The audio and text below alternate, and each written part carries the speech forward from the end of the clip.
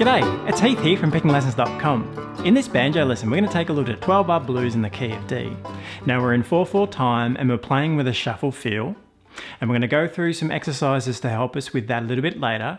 First of all, let's have a slow play through the first half of the 12-bar blues you heard at the beginning. 1 and 2 and 3 and 4 and 1.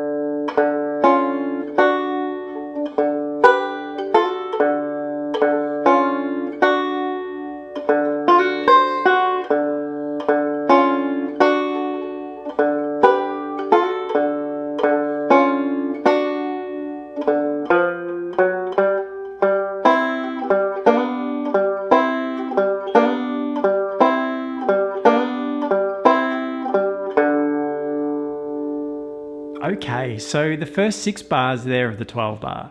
Now, there are a number of licks we're going to take a look at through this first half of the tune, and in the second lesson we're going to take a look at the second half and take a look at the turnaround there at the end. So if you head on over to pickinglessons.com, you're going to find the tab for this arrangement. You'll also find the second part of this lesson where we do take a look at the second half, and you'll find a play along and a backing track here for this 12-bar blues in the key of D. Alright, pickinglessons.com. Now this is the third blues lesson I've got here on the banjo. The first two were in the key of G. So this one we're going to be taking a look at what we need to use for the key of D. So we're going to take a look at some of the scales that we're using and some of the arpeggios we're using. So we're going to take a look at some of those a little bit later in the lesson too. Alright, so this blues in D is played with a shuffle feel. So just very quickly we're going to talk about what the shuffle feel is. Essentially, when we're playing our eighth notes, we want to feel them slightly different. If we were playing the eighth note straight, we would count them like this: 1 and 2 and 3 and 4 and equal subdivision within the bar. When we're playing with the shuffle feel, the eighth notes are like this: 1 and 2 and 3 and 4 and. There are a few ways that we can count or feel this. One of them is to think long, short. So our eighth notes are long, short, long, short, long, short, long, short. Another way of doing it is we can break down our counting into 3 parts for each beat. So if we counted each beat as a 1 and a, 2 and a, 3 and a, 4 and a, we're playing on the 1 and the a. So 1 and a, 2 and a, 3 and a, 4 and a. Then that's a nice way of doing it, because if we do have a triplet, that's the triplet count. So 1 and a. There's our eighth note triplet count. So there's a triplet that features in the melody of some of these licks, but essentially we're just shuffling the eighth note. So the long, short, 1 and a, 2 and a, 3 and a, 4 and a. So there's the shuffle feel. If you keep your ear out for it, you'll notice that we're playing the shuffle feel throughout the licks. Well, let's start out by taking a look at some of these licks that we find in the first half. So the first lick we're going to take a look at is in bar 1 and bar 2. So let's have a listen. Sounds like this.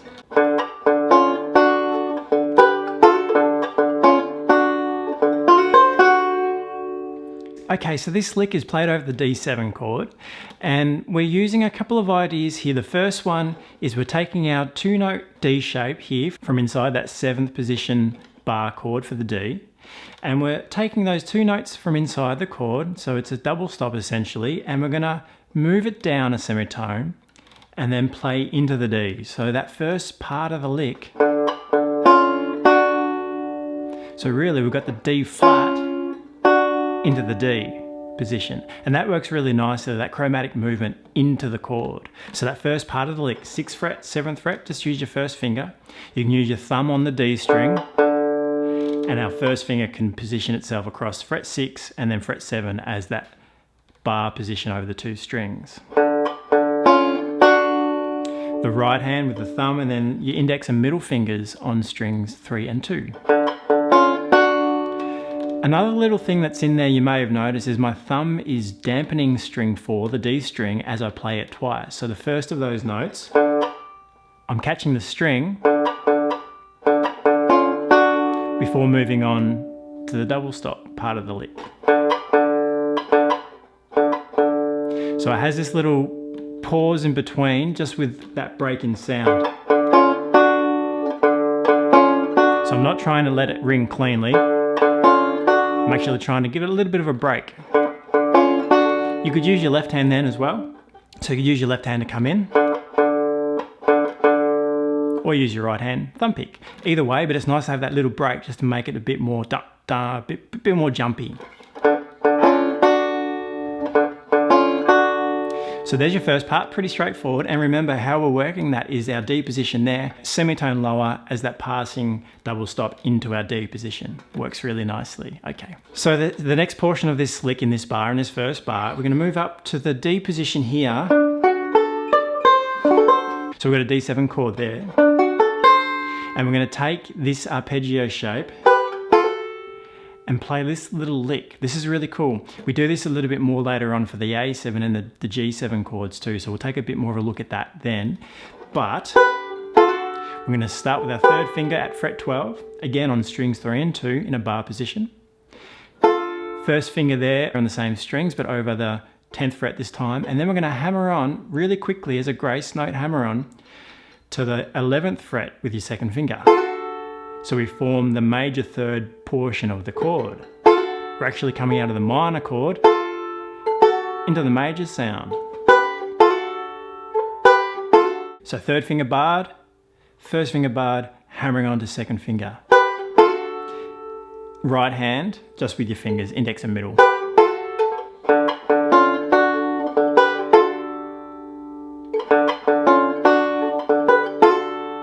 So that sounds really cool. Just two ways of playing the D chord with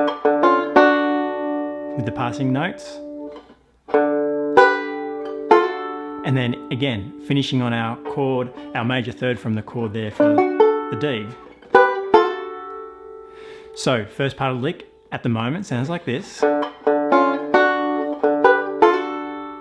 Then we go back and repeat the first section. So let's run those 3 licks back to back. Ready, and. A little bit slower. Ready, and.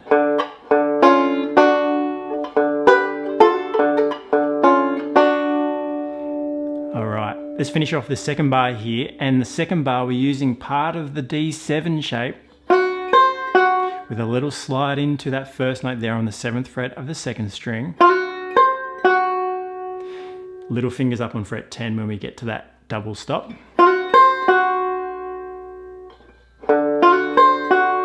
Leading off with the thumb on the D string. So the second bar on its own sounds like this. Again, notes from the chord. So there's a D7 shape. We're not needing that full shape, we're only holding these 2 notes from that chord, but that's where the lick comes from.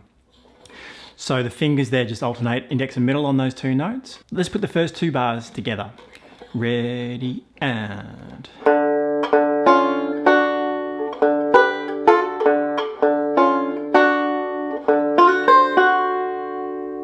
One more time. 3 and 4 and 1.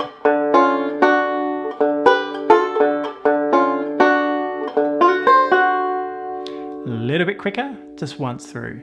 3, 4 and 1.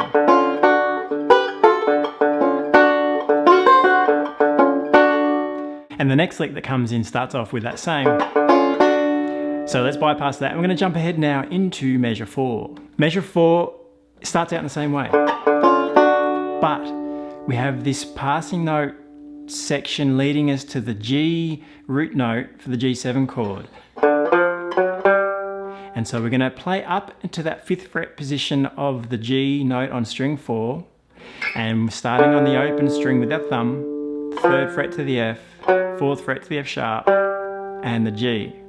And so what we end up with here is this lick that starts with the passing note into the chord position for D, and then running these bass notes to the G, which will take us into the G7 lick we're about to learn. So let's just put the first 4 bars together, just once through nice and slow. 3, 4 and 1.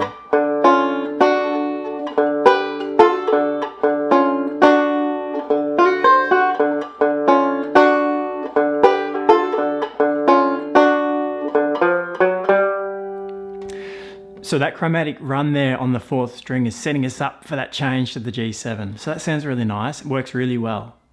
Let's move on and have a look at this lick over the G7 chord. All right, sounds like this.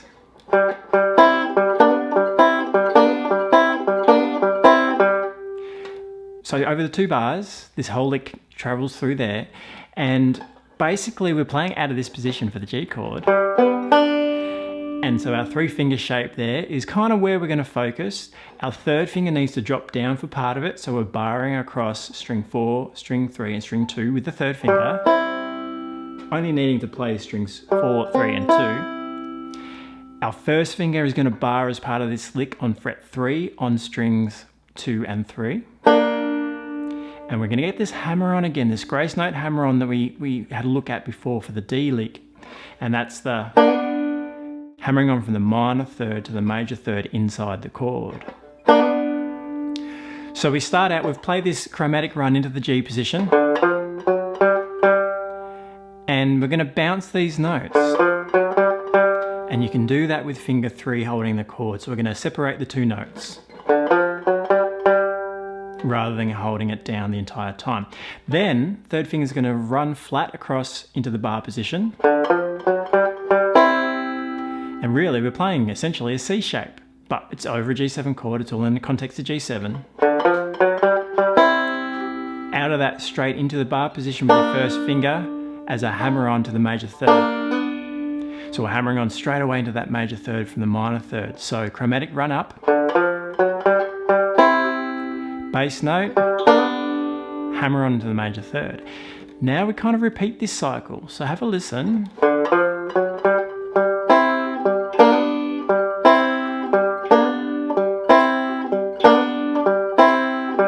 We keep coming back to that G bass note into the bar position, G bass note, hammer on to the major 3rd, G bass note, bar, G bass note, hammer on to the major 3rd. That's the little cycle we have in this lick.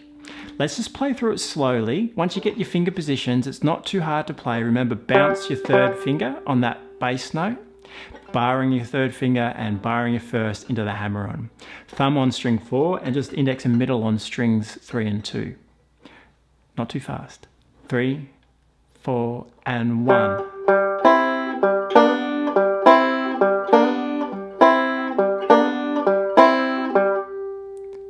One more time.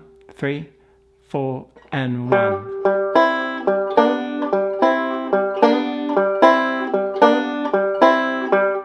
It's a great little lick over the G7 chord. We do something similar over the A7 a little bit later. Now, let's put together the first 6 bars just slowly through. 3, 4 and 1.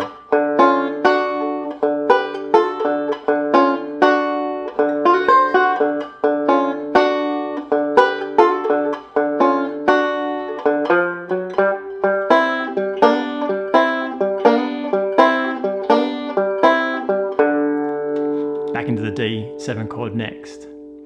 Okay, so pull apart those licks and have a look at the variations there. They're all pretty straightforward, but just keep in mind how they're fitting inside the chords. So looking at the D position and then the D position, part of the D7 chord, to our G chord. So we're working out of chord positions, working on notes from the arpeggio. We're also using notes from inside the blues scale, so we'll have a look at that as well as an exercise in a moment. So you practice those exercises, practice those licks, and get to know them and have a bit of a play through them slowly. They do work a bit quicker as well, so you can pick your tempo on this one. It works at a slower speed.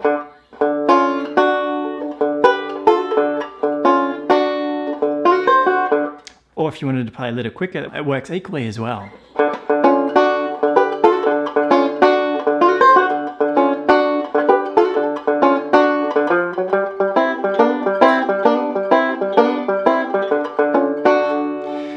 So take your pick, but learn it slowly, get to know the licks. All right, so let's finish off this lesson by looking at the D blues scale in the open position and also a D7 arpeggio played in the open position. So first of all, the D blues scale sounds like this. 3, 4 and 1.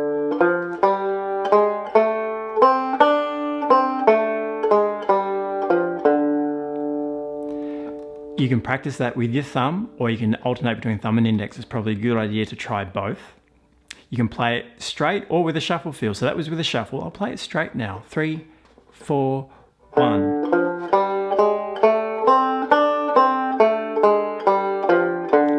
With a shuffle, 3, and 4 and 1.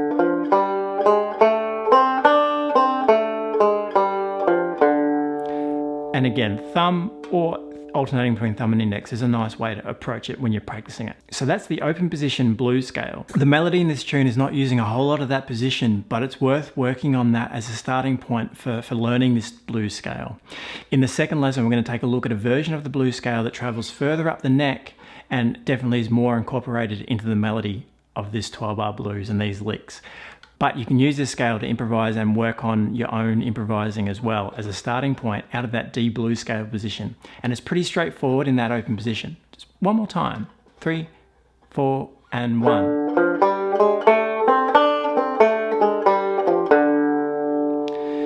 So it's a great scale, great for playing in the blues. It's not the only scale you can use, but it's a great starting point and it's an easy one to learn. Okay, so let's finish off this lesson by looking at the D7 arpeggio, also in this open position. It sounds like this.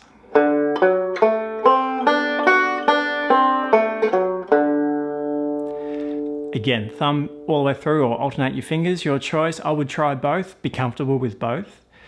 But in terms of learning the notes for your left hand, little finger for that big stretch if you can. Third finger would be fine. Little finger if you can.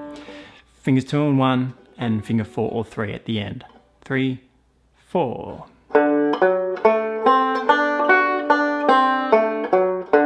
That was straight. Let's play it with a shuffle. 3, 4 and 1. So the open position D7 arpeggio and the open position D blues scale. Great starting points, good warm-up exercises in general, but for this tune being in the blues, they're going to come in handy looking at how licks can fit over the chords and as a starting point to improvise over the blues in D. Okay, so if you head on over to pickandlessons.com, remember you're going to get the tab for these licks. You'll find a worksheet that has these scales and arpeggios in it. Plus the next lesson we're going to learn the second half of the blues and some more arpeggios and another version of the D blues scale. Pickandlessons.com, I'll see you there.